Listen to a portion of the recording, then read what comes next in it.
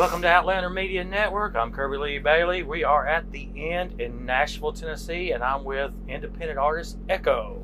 What's up? Welcome aboard, man. Yeah, man. Well, you welcome aboard, man. yeah. Not feeling any pressure tonight, right? Me? Yeah. No. Oh, it's just a pun. No, it's all over. The album's out. It's done. Pressure's over. Yeah. I've been really digging this new album that you got out right now. Thanks, man. I think my favorite right now is Coffin for Two. Okay, nice. Yeah, I love that song. That's like I had an open verse that I did for From Ashes to New. They wanted me to do an open verse for Nightmare before we went on tour with them to help promote the tour. So I did this open verse, and they ended up having me come out during their set every night and play it for the fans and everything. It was cool. We ended up doing this like Instagram video of it, and it went viral. And so a bunch of people were like, "You need to put this out. Are you going to put out the remix?" And we were never actually planning on putting out the remix of that song, but I really liked the verse, so I was like, "Can we make an entirely new song around this verse?" And so that's the song that came from it. And I thought maybe it was dedicated to somebody, or somebody you're a friend with, but it just came from Ashes to New. That's pretty cool, right? Well, I there. mean, that the idea of like making the new song out of it, but the rest of the song, was definitely had its own inspiration, but the inception of making that song a thing came from that verse. Yeah. How was it like touring with Ashes to New? Oh, it was great. These guys are awesome, man. They're great. We did 2 tours with them. The first one we were like first of 4. We were the opener. And then the second one, we were like way further up in the lineup, and they just always shown us a lot of love and support, and really welcomed us into this world. When a lot of people definitely wouldn't have done that. So they're super cool. Yeah, they are. I've seen them a few times. They're really good live. Oh, they're great, man. They're the best. They're fantastic. I mean, I think how I got a hold of you was I started keeping up with you about 3 or 4 years ago. Okay. You were with one of my favorite artists of all time, and you were doing a remix song with them. You probably know who it is. Crazy Town? Yeah, Seth Benzer. Okay. Yeah. Fucking Shifty. He's the best, man. He's awesome. Yeah. Rest in peace. Rest in peace. Yeah. Seth was kind of a sad story in the end. Yeah, absolutely. I mean, we had met him at the 420 show last year, and we were supposed to do an interview with him, and that was right before the blow up hit 3 days later. Gotcha. We talked to him, and like I said, I've known Seth for years, and he was not like that. And all of a sudden, on that tour, I was like, "What happened to Seth?" Yeah, man, it was interesting. I shot the music video for that, remix with Seth, and he was there. And when I met him and hung out with him, he was, sober, clear-eyed, and like just present, and a really cool guy. And we talked about, because we're both in recovery, we talked about recovery. We talked about all this kind of stuff, and he was great. And then I just would see on the internet, like, I don't know, like a year later, him just kind of strung out in a Guitar Center, like, and I was like, what happened? Like, it was, I mean, obviously I know what happened because I've been in his shoes, but it was just like, you were doing so good, and it is a sad story, man. Yeah, I mean, with Seth, I love Seth to death, and I'd met him more than once, and then when I met him last year at the 420 show opening in front of Head PE, and he was going to do an interview with us, and I was like, uh-oh, and then when he performed, I was like, oh no. Oh yeah, man. And it was like a real shaky performance, and I was like, it can happen. Bless his heart, and I feel so bad for him. Rest in peace. Yeah. Benzer, we love you. We won't forget you. On to that. Well, are you still based out of Vegas? Yeah, I'm still there. Love it. Probably will never leave. I love it there. I like it. Have you ever performed on Fremont? Yeah, we just played on Fremont like, I don't know, a week ago. Really? Yeah. Where'd y'all play at? Like literally on Fremont. Oh, the main strip right there, we're in front of the plaza area? Yeah, we did a little festival out there. We flew out to go play that and came back. What was the festival out there? Neon City Festival. It was a free festival for because during F1 everything's so fucking crazy and expensive, so they threw like a free festival downtown. Yeah, well, I tell you, we were out to Vegas earlier this year, and they had a free show out there. We were there for the Scorpions. Nice. And then, but we had a better time at the free show for the Sugar Hill Gang. I don't know if you remember those guys. I didn't know they were still alive. But that's awesome. Yeah, I'm sure that show was fucking sick. It was. That would have been super dope. It was very incredible. Oh yeah, I'm sure. I'll never forget that show. I couldn't believe I was sitting out there watching it. Yeah, for sure. That's fantastic. I mean, I see you performing with you've done lots of songs with lots of different artists. Is there any artists you would like to do that you've not done one with?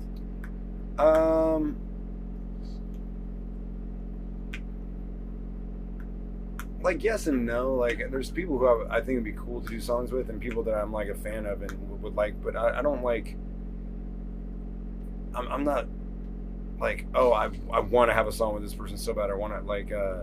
I think it's just always what kind of services the song the best. You know, I think that's always most important. Of like, you know, I being like, we should do a song with Tech Nine. I'd love to do a song with Tech Nine, but you have the song that would work for that, or any of the features I've done. Like, would it work with this song, and does it make sense? And if it does, then yeah, absolutely. But I mean, there's artists I've been a fan of my entire life, but I would like to do a song with them, but I'm not like, well, yeah, like, you know, you're fans of some of these artists. Is there anybody you would love to tour with then in that case that you just oh man, I mean, out? I would love to tour with like Linkin Park or Papa Roach or like Hollywood Undead or Falling in Reverse. Any of those like guys are fucking awesome, man. I'd love to tour with them. They're all incredible artists and incredible live, and yeah, that'd be sick. Yeah, and I tell you, Linkin Park, we already got our tickets for that show. Oh, nice. I got them the day they opened because I was afraid it was going to sell out. Is that out here? Yeah, they're going to have one here in Nashville at one of the shows. Who's the opener?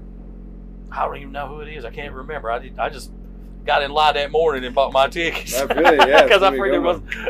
Only thing bad is like the arena shows are just getting so pricey now compared to the way they used to be. Yeah, and I don't even know how big a fan I am of arena shows. Like, they're cool. I think there's a sweet spot of like the I don't know, 4,000, 5,000 cap that's like really cool and it's big but can still feel kind of intimate. And the big arena shows is just that's just a lot, you know. Not, you know, I mean, I'd like to be there someday, but the experience is just a little bit different. Well, it depends on which ones you go to. Like, sure. I did one at Wireless Arena. It was in Pikeville, Kentucky, and it was a 10,000 seater for Motionless, Black Veil Brides, and Ice Nine Kills, and nice. It was all general admission. Yeah.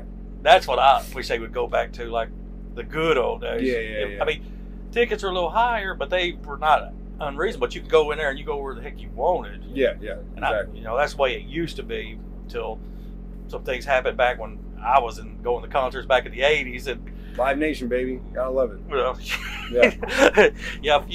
The Cincinnati show happened to us back in the 80s. I wasn't at the Cincinnati show. I was at other shows, but I remember we'd go barrel into an arena with 10,000 people in it and no security, no nothing, just ran in there and you got to do whatever you wanted. That's different times, man. Definitely different times, for sure. I mean, it would be fun to have it again, but, people are worried. I heard you mention about sobriety. How long have you been sober now? Or I've been sober like 17 years. I went to rehab when I was 18 and was able to stay sober since, thankfully. 18? That's almost 10 years, isn't it? Or how old are you? 34. Oh, that's more than that. I thought you were a lot younger. Yeah. You look good, man. Oh, thank you. I appreciate it. Hey, sober living will help you live a lot longer, and keep you younger. That's true. I agree. It absolutely does. I mean, we were talking about the other day, this is my 20th year clean. Oh, nice, man. That's awesome. Congrats, dude. It's a big deal. And, the day I went to work, I work as a nurse when I'm not wandering in concerts. Okay. And very cool. I had a picture of me on my thing. It was my mug shot from when I was taken to jail in Nashville. Nice. I was showing that off to people. There you go. Yeah, for sure. You could sink really low when you mess up. You can, man, but there's always, you can always come back from it, and that's a really important story. That's awesome. And you were 18 when you realized, 17 when you realized that you needed to get clean? Yeah, I didn't realize I needed to get clean. I was kind of forced into rehab when I was 18. But while I was in there, it was just like, I think maybe this is the place for me to be, figure this out. I didn't want to, I saw the trajectory I was going down, and there was nothing good there. Yeah, well, like I said, it seems like a good idea at the time, and we always think about all the good times, but we don't think about the bad times that happened during those episodes. Yeah, it's easy to just constantly, that euphoric recall, only thinking about the good times. Never thinking about the consequences. That's always the part to skim over every time, I mean, I learned more the hard way. I was about your age when I quit. Yeah, it was. You knew a lot of wreckage, man. You knew a lot of wreckage, for sure. I did a lot of mess. Yeah. And, what I did was I became a nurse later down the road. Yeah. And I worked mental hospitals, long-term care. And you get people in there that had these issues, and you try to help them out, even though some of them might never get straight, but you try to help them out the best you can. Yeah. I've always said when you go into those facilities, you try to kill them with kindness. Yeah, absolutely. And don't judge anybody because you've walked in their shoes. I've walked in their shoes before, so I don't even think anything about it. Yeah, and it's like if you're not there now, you could be. You could be there at any time. So you got to just, have some empathy for people and understand the place that anybody can go there. And yeah, I mean, you can't be attached to the outcome of what people do, but you got to like try and help as best you can. Well, how many shows you got left on this stand? I think we only have like 3 after this one. Yeah, 3 after this one, and we're done. Y'all going back to Vegas and just chill for after Christmas? I mean, we got a lot of work to do. Waiting back home, when you're on the road for 2 months, you got to get back home and get back to work. There's a lot of songs you got to get done and finished up and things like that. So, yeah. So possibly a new album in the spring, or? Oh no, not that much. No, hell no. No, there'll be songs, but we're gonna let this album live for a little while, and have its time in the spotlight. I mean, I appreciate you like taking time. Like I ordered it online. You took time to autograph the CDs. Oh yeah. Yeah, we do our best. I mean, I think it's important to do something special, especially when people are spending their money. I always think, do whatever you can to make people feel like there's value in it, So. Well, I mean, I'm a big CD collector anyway, Nice. So it works out perfect for me. Yeah, that's awesome. Like I said, I've never streamed a song in my life. No shit. Never have. That's crazy. Good for you. And I go to the gym, work out. Nice. And I have a Walkman with me. No fucking way. Yeah. They still make those things? Yeah. Except they're a little more updated. Like this one has I've got it right now at the house charging. You can run and that shit doesn't skip. No, as long as I got it hanging while I'm running. It can't be on my person while I'm doing the cardio part. Okay, nice. I could have it hanging on me if I'm doing weights. Dude, I remember there used to be like the ones that were anti-skin. You'd have like all these contraptions to like fucking lock it in place. But it still fucking skips. Yeah, that's what I used to joke about. Like sometimes I could listen to your 15-song CD in 30 seconds if I'm not careful. Yeah, right. It's like drop it on the floor. Yeah, right. Exactly. Funny thing happened today. I was going to the gym today to work out, and like I said, I'm still just doing your CD, still trying to make sure I'm still one more run with it. Yeah. And I got ready to grab it out of the car. And I was like, "Where's the CD? Where's my Walkman at?" So I went to the gym and I said, "Did somebody turn in a CD player?" They're like, "What's that?" Yeah, that's funny. There's something sitting on that chair over there. So that's probably mine. They didn't know what the fuck it was? That's crazy. Yeah, like whatever this contraption is, that's nuts. That's funny. Well, somebody told me that if I was lucky that somebody didn't steal and take it to the pawn shop and get 50 cents for it. Yeah, if that. They'd be like, you can't pawn that shit here. Nobody buy it. That'd be wild. That's funny. Yeah, like I said, the CD qualities are always better than the streaming music to me. Yeah, I mean, I feel you. And I'm one of those that always starts at the beginning and ends. I love that. I've always done that. That's important, especially when you make albums that are supposed to be listened from front to back and have songs in certain places for certain reasons and all, So that's cool. I like that. Is this your first time playing the end? Mm-hmm. Oh, really? Yeah, it's the first time headlining in Nashville, so. Oh, wow. It's a cool venue. I've been here at this venue. I had never been to this venue till earlier in the year, and because I'd always been across the street. Okay, the accident. Yeah, and I was like, it was a Funeral Portrait was up here, and I was like, where is the end at? And I looked up, I said, I'll be down there. It is over that corner. Yeah, nice, man. Yeah, it's cool. It's a very small, intimate little spot. It's going to be fun. I'm excited. Oh, it's a blast in there. Yeah, hell yeah. And some of the artists, they come in there and play, and then the next thing you know, you better enjoy it while it lasts, because the next time you might be watching them at Bridgestone or something. You don't know. Yeah, for sure. That's why I tell everybody, don't never discount one of these smaller artists. Of course, dude. You never know what's going to happen. Everybody's 30 seconds away. One fucking viral video. Yeah. I mean, like our very first band that we interviewed on this site was actually the Funeral Portrait 2 years ago in a small bar out in Johnson City somewhere there. And the next thing you know, we had to go watch them at Bridgestone last year. Oh, when they were with Marilyn Manson and all that? Yeah, Five Finger Death Punch. Yeah, those guys are great too. They're super cool. And they're crushing right now, so it's very cool to see. Oh, yeah. Well, matter of fact, they got #1 song. Yeah, on the radio. It's very crazy. And I was glad that, at least Octane is showing some love with you. They're still playing Your Hole in the Head. Yeah, dude, they're awesome. They are still playing it for you. It's been sick. They're great. I'm surprised they haven't played Save Me from you and Zero. They've been playing it. Oh, I haven't caught it then. Yeah. I just haven't caught it then. Yeah.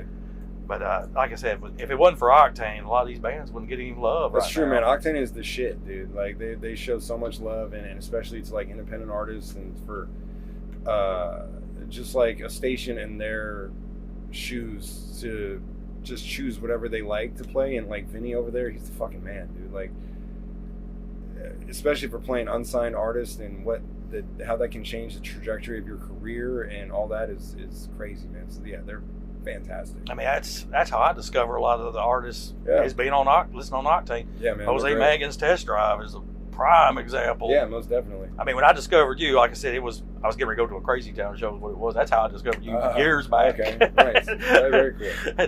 That's how I discovered you. And like I said, I'll tell you how I saw it. It's like I was going to a Crazy Town show is what it was. And it was like, who's this guy? And he's redone this Butterfly song. This is shit. Yeah, man. This is a real cool remake. Thank you, dude. I like that one. That's fun. That's cool. Well, we're going to let you get to your show tonight, and we are ready to rock out and do a little pressure tonight. Oh, yeah, man. I can't wait. And we cannot wait for your show tonight. And catch Ekoh tonight at the Inn in Nashville, Tennessee, and we are out of here. Thank you, I wanna know, is all I've been What? a broken thing? What? This ain't just me. Let's do that. I wanna know. I feel like this, like I'm alone in the world, I don't fit my skin. I'm afraid of the day, so I don't wanna talk. And I wait so much, I want everything to stop. When did everything become so real? When the bomb trade in the cake for